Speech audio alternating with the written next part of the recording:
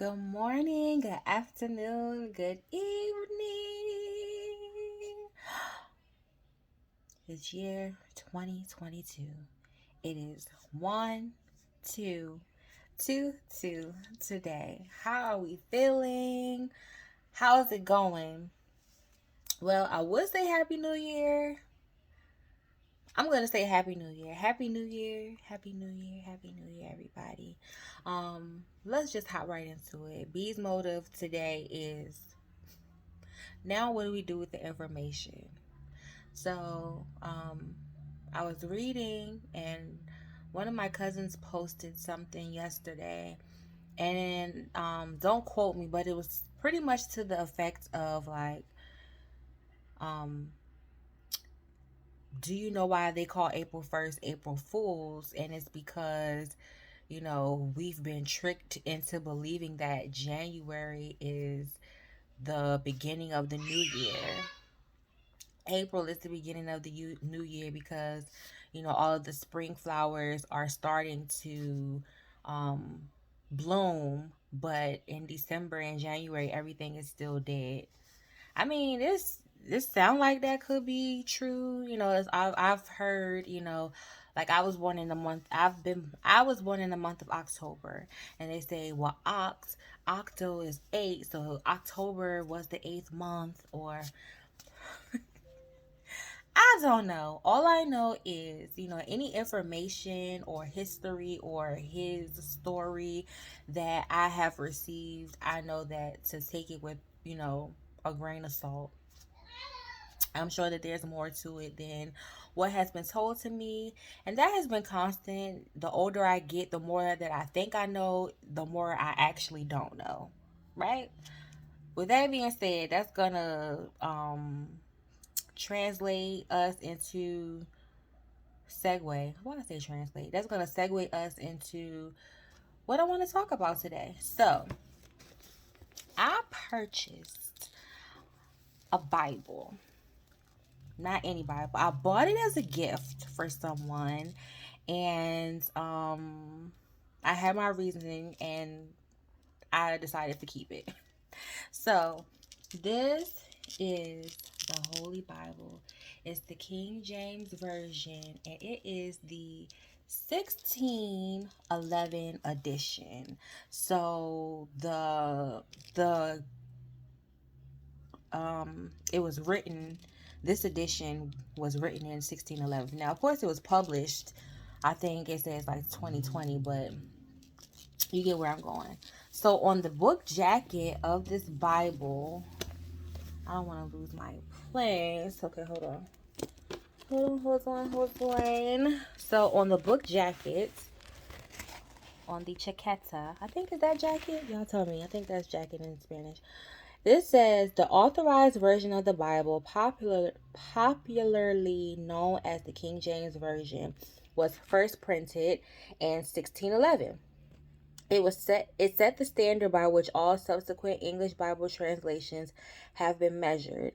Translation of the King James Version was a monumental task, one undertaken by a 47-member committee of biblical scholars. Now, if you're from Virginia, or if you're like a big history buff, you know that them people them people came to Jamestown in 1607. So 7, 8, 9, 10, 11. So 4 years after the people came from Jamestown, the first version, King James Version, was written 4 years after them people came here. Not saying that they wrote it here, but you know what I'm saying? Okay.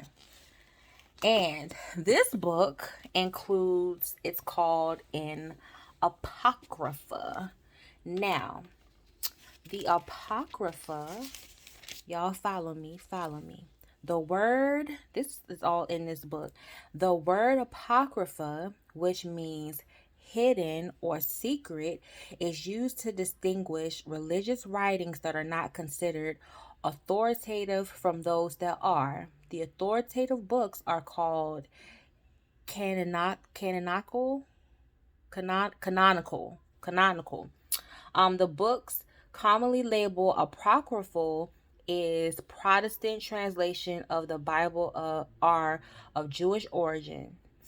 Josephus, the famous Jewish historian writing in the first century AD, notes AD is after death, right, y'all?